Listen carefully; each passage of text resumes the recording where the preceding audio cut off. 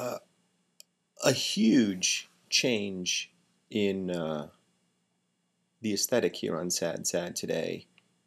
Everybody was in full flower, looking just very put together. I did not care for that. I remain defiantly unkempt. Phil Lamar went so far as to wear a sleeveless black wife beater, showed off his guns, and then went on a verbal tear into the social underpinnings of our nation, and hit upon something that I have often thought about over the past few years, which is this.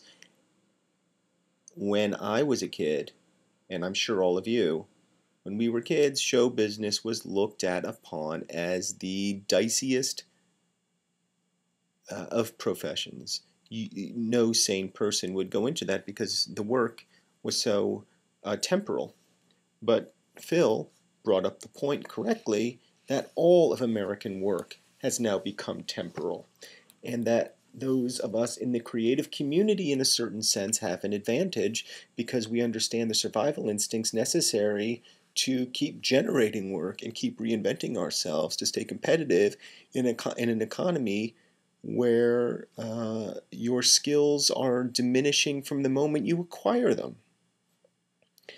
And so you are forever uh, right on the outskirts of employability and right on the outskirts of meaningful work. And you sort of get your toe dipped into those waters, and then you get asked to leave the private beach. It is a curious time in American history. We are in some sort of economic transition. We are evolving from a creative class to an information class to a who the fuck knows what class, and nobody seems to understand from what will spring the wreckage of this current fiscal disaster. And I think that affects a lot of people. It affects people in show business, certainly, but as I said, perhaps to a lesser degree because we're used to this tumultuousness. There are others in other industries, in every other industry, that I think is just, fucked left, right, and center, getting cocked in the ass and shot through with jizz through the mouth because they are just being run right through. And it's got to be maddening for all the reasons that Jane was talking about. That we were brought up on a myth, and the myth has come into contact with reality, and reality has defeated the myth. There are plenty of people who work very, very hard in this country, plenty of people who have given everything that they can give, and who end up poor, divorced, sick, left behind, with no viable means of getting back up on their feet. Whose fault is that? I don't know.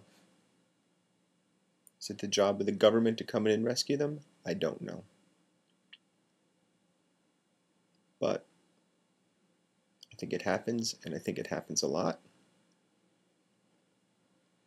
And I think sometimes there's a very strong tendency to blame the victim.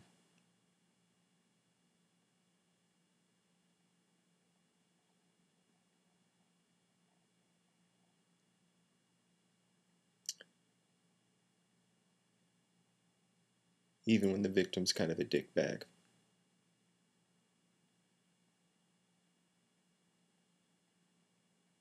As for me personally, my mood has vastly improved over the past couple days. I got back on my psychopharmaceutical schedule. That seemed to even me right out. Started eating a little better. Started looking forward to my road trip across America with Meghan McCain, through which we will certainly delve into many of these issues. I will report on the road for Sad Sad to talk about what we're talking about. and I think it could be a pretty grand experiment.